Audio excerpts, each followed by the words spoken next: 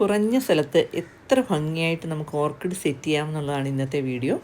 ഇത് വലിയൊരു ചട്ടിക്കകത്ത് നമ്മൾ ഒരു പേരയുടെ ശിഖരങ്ങളുള്ളൊരു കമ്പ് മുറിച്ചിട്ട് നമ്മൾ ഫിക്സ് ചെയ്തിരിക്കുകയാണ്.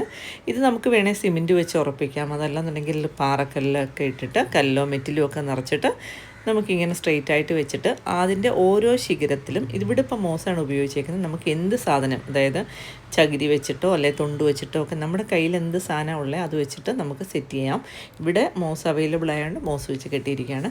അത് നല്ല ഭംഗിയായിട്ടാണ് ഫ്ലവർ ചെയ്യുന്നത്, കാരണം ഇതിന് എയർ സർക്കുലേഷനൊക്കെ കിട്ടും, അതിൻ്റെ വേരൊക്കെ കറക്റ്റായിട്ട് ഓടാനും ഒക്കെ വളരെ നല്ലതാണ്. അപ്പം ഒരു ചെടിച്ചട്ടിയിൽ വളരുന്നതിനെക്കാട്ടി വളരെ ഭംഗിയാണ് ഇങ്ങനെ ഒരു മരത്തിൽ സെറ്റ് ചെയ്യുന്ന ഓർക്കിഡ് എപ്പോഴും കാണാൻ.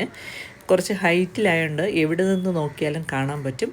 ഇത് നമ്മുടെ മണ്ണിൻ്റെ പോട്ടാണ്. ഇത് ഓർക്കിഡിന് വേണ്ടിയിട്ടുള്ള ചട്ടിയാണ്, നിറയെ ഹോൾസ് ഉള്ള ചട്ടിയാണ്. അതിനകത്ത് ഇപ്പോൾ 2 ചെടി വെച്ചാണ് വെച്ചേക്കുന്നത്. അങ്ങനെ വെക്കുമ്പോഴും ഫ്ലവർ ഒരുമിച്ചുണ്ടായി നിൽക്കുന്ന കാണാൻ വളരെ ഭംഗിയാണ്. ഓർക്കിഡ് കൃഷി ചെയ്യുന്നവർക്ക് ഏറ്റവും നല്ല വായുസഞ്ചാരം കിട്ടാൻ പറ്റിയ നല്ല ചട്ടികളാണിത്.